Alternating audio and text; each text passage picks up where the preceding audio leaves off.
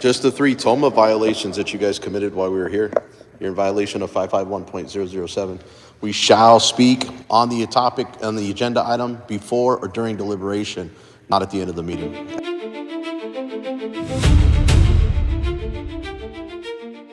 So you guys have been put on notice for 3 violations of Texas Open Meetings Act.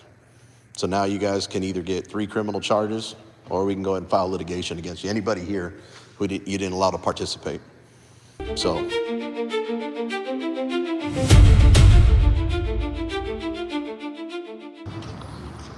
Oh, really? Who are you? Let me guess. Husband? Boyfriend?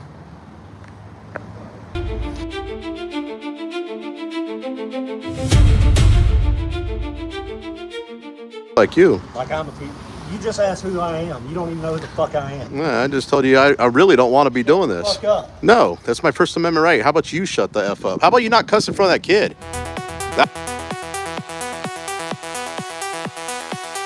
BZ Watchdog News Network. What is going on, Watchdogs? Before we jump into today's circus, smash that like button, drop a comment below, share this video everywhere, and follow the channel if you haven't already, because apparently somebody has to keep an eye on these local government boards while they play fast and loose with transparency. Today's video takes us to the City of Hillsboro Main Street Board meeting on July 14, 2026, the very next day after the intense City Council meeting in Italy, Texas. The city's own website confirms that this meeting happened and currently lists both Delwin Hinkle and Lacey Whitehouse as members of the Main Street Board. I honestly thought this was going to be a quick and easy meeting. 3 agenda items, a small advisory board. How complicated could it possibly be? Well, this is Hillsboro, Texas, where even a simple board meeting can apparently turn into a government transparency obstacle course. I decided to attend because the city keeps trying to shove a food truck ordinance into the conversation. An ordinance that appears to be aimed directly at the Hillsboro Farmers Market operated by Melissa Autry. Melissa has operated that farmers market for years without all of this manufactured drama. But now, suddenly, the city wants to start meddling, creating new rules, and making life difficult for the people running it. Why now? I have my suspicions, but unlike some people in government, I prefer to collect the records and evidence before stating conclusions. We will get into that part once I've got the documents to prove it. Then we have good old Delwin Hinkle. According to the information I've obtained, Hinkle no longer lives inside the city of Hillsboro and sold his former Hillsboro residence to City Council member Leanne Richmond. Now let me be legally precise. Hillsboro's charter residency requirements clearly apply to the mayor and council members. I have not located a provision automatically applying that same residency requirement to every Main Street Board member. But here's where it gets absolutely ridiculous. The city itself describes the Main Street Board as an advisory body affecting downtown businesses, development, and events, while also admitting that it has not identified the documents that originally created the board. That's right. This board gets to influence downtown businesses and events, but the city apparently cannot even produce the originating documents establishing its authority. Nothing says professional municipal government quite like, we have a board, it makes recommendations, but we are not exactly sure where the paperwork creating it is. And while the sale of a house alone may not automatically establish a statutory conflict of interest, Hinkle's relationship and property transaction with a sitting council member create an obvious appearance of conflict that deserves scrutiny. Disclosures and answers, not another government shrug followed by, trust us. Then we have Lacey Whitehouse, who works as a real estate agent for Siddons Realty. Apparently, my presence at this public meeting was important enough for Lacey to notify her husband, Jeramey Whitehouse, that I was there. And wouldn't you know it, Jeramey suddenly showed up halfway through the meeting and spent the rest of it trying to give me the evil eye, as though staring at me from across the public meeting room was somehow going to intimidate me. Spoiler alert, it didn't. But it certainly did not look very good for him on camera.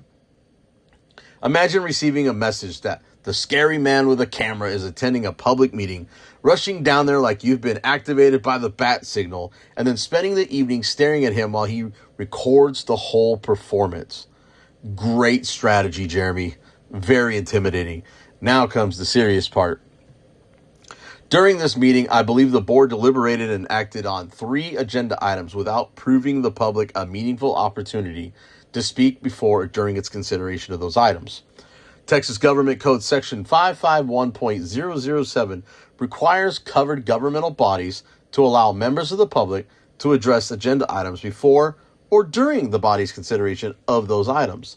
Whether and precisely how that statute applies here deserves formal legal review, especially when Hillsboro admits it cannot identify this board's originating documents.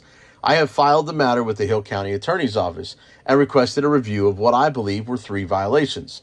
Government boards do not get to deliberate, make decisions, and treat public participation like an optional feature. So today we are going to watch what happened, examine the conduct, look at the relationships, and ask the questions that Hillsboro officials apparently hoped nobody would ask. Sunlight is the best disinfectant, and Hillsboro looks like it could use another heavy dose of BZ Watchdog. Let's get into it.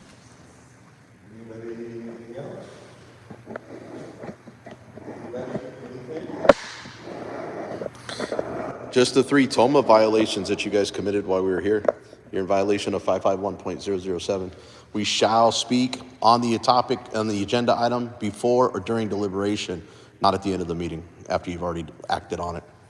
So you guys have been put on notice for 3 violations of Texas Open Meetings Act. So now you guys can either get 3 criminal charges, or we can go ahead and file litigation against you. Anybody here who you didn't allow to participate. So just letting you guys know that, and I got it all on video. Next time, maybe you should let public comments or during your deliberation. What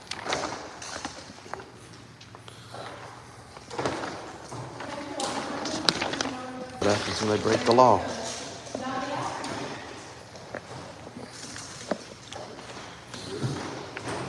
.007 of the government code. Maybe you guys should memorize it.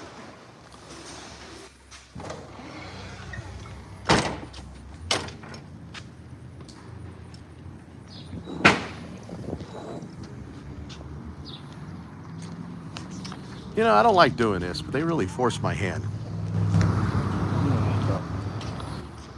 Oh, really? Who are you? Let me guess. Husband?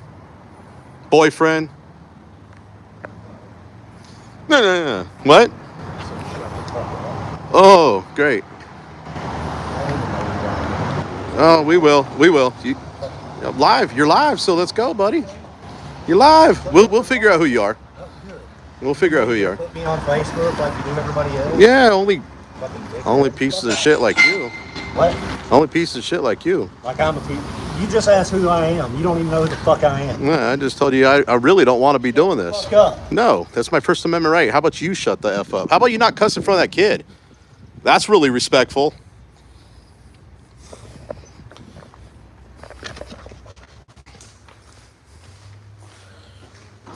No, you cussing out there in front of kids, dude. You cussing in front of a kid. Even Delwin Hinkle wouldn't appreciate that. What? That man would not even appreciate you cussing in front of kids. So why don't you go apologize to the parent? No, I'm not going to go away. What? Let me guess. Tiffany's husband? She calling reinforcements because I showed up? Is that who you are? You don't even know who I am. I know, but you know what? You're down here running your mouth. I'm not. I wouldn't do anything. You were I'm outside. my own business. You're the one that It's all on video. Me. So go away. You followed me outside. Negative. I'm walking out this way. I walked out that way first. Okay, You followed well, me. then Then you go. walk that way. Well, my car's that way. You go ahead and go. You go ahead and go. Stop cussing, dude. You're out here talking shit. You're still cussing. In front of a kid. Are you gonna go apologize? I will for the one word I told you after you cursed at me. Oh, wow. Great.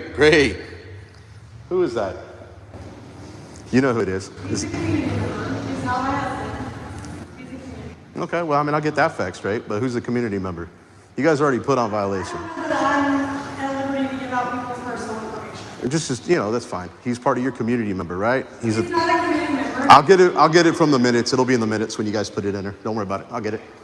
I'll also do a records request. Tiffany, you can be transparent. You can follow the law, or you can just make this worse on yourself. You doing the open records request is perfectly fine. It's going to be in the minutes. I'll do a records request. That's fine. I'll have his name. Yeah. Could you be polite? I just said one thing to you. You could have said, please don't talk to me, and I would have been okay. You didn't have to start cussing, bro. Well, Watchdogs, what was supposed to be a quick little 3-item advisory board meeting somehow turned into another full episode of Hillsboro Government Transparency Not Included. The board deliberated and acted on 3 agenda items, and only afterward was the public supposedly expected to speak, as though public participation is some ceremonial leftovers that they can scrape onto the plate once every decision has already been made. That is not how Texas Government Code Section 551.007 is supposed to work for a governmental body covered by that law.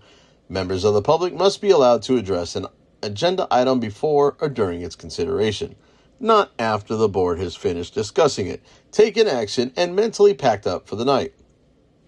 I placed the board on notice, preserved everything on video, and submitted the matter to the Hill County Attorney's Office for legal review. I believe the meeting involved 3 separate violations, but the final legal determination belongs to the appropriate authorities or a court. Apparently, asking government officials to follow the law is considered rude now. Reading the statute out loud, offensive. Requesting transparency, aggressive. Carrying a camera into a public meeting, somebody better activate the Realtor reinforcement bat signal. Because right on schedule, Jeramey Whitehouse showed up halfway through the meeting after his wife, board member Lacey Whitehouse, apparently alerted him that I was present, and what followed was truly impressive. Jeramey stared at me throughout the meeting, followed the situation outside, started cursing, and then acted shocked that the man holding the camera continued recording him. Sir, that is what cameras do. They record. The camera did not make you say those things. It did not control your mouth. It did not force you to confront anybody. It simply documented the choices you made in public. Jeramey did not even know who I was before launching into his performance, but apparently he knew enough to be furious that somebody was recording a public board meeting and questioning possible violations of state law. That is completely normal behavior, right?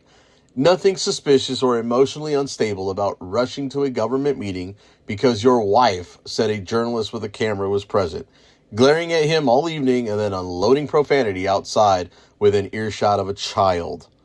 A child. Very professional, very intimidating. 10 out of 10 community relations.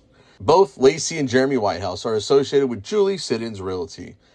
Bill and Jamie Siddons also hold or have held positions connected to influential local institutions and governmental entities, including Hill College, the EDC activities, and the Aquila Water Supply District.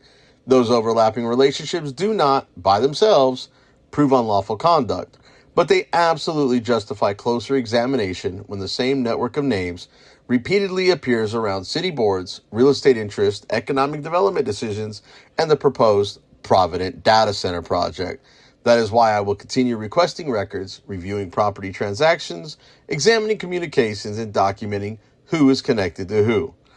I am not going to declare conclusions before the evidence supports them, but I'm also not going to ignore an expanding web of overlapping boards, real estate relationships, and governmental influence simply because certain people become uncomfortable when somebody starts connecting the dots. And to the Whitehouses, the Siddons, and every other politically connected person watching this, public records are public. Public meetings are public. Government relationships are subject to public scrutiny. Getting angry at the camera will not make the camera disappear. Cursing at the journalists will not erase the footage. And sending somebody down to stare, posture, or intimidate will only guarantee that the public pays even closer attention. So Hillsboro, here's some free advice. Instead of worrying about who is holding the camera, start worrying about what the camera is documenting. This investigation is far from finished. I will be looking more closely at the Main Street Board, Julie Siddons Realty, the Whitehouses, the Siddons, and the economic development relationships and every connection involving the Provident Data Center proposal. The records will either clear things up or raise even more questions. Either way, the public deserves the truth. Smash that like button, drop your thoughts in the comments, share this video everywhere, and follow the channel if you have not already, because intimidation does not work here. Profanity does not stop public records requests, and political connections do not grant immunity from public scrutiny. And as I always say, sunlight is the best disinfectant, and based on what we just witnessed tonight, Hillsboro may want to order it by the truckload. I'm BZ with BZ Watchdog News Network. Stay informed, stay involved, keep recording, and never stop holding your government accountable. And I will see you at the next meeting. Tyranny, corruption, extortion. Sunlight is the best disinfectant.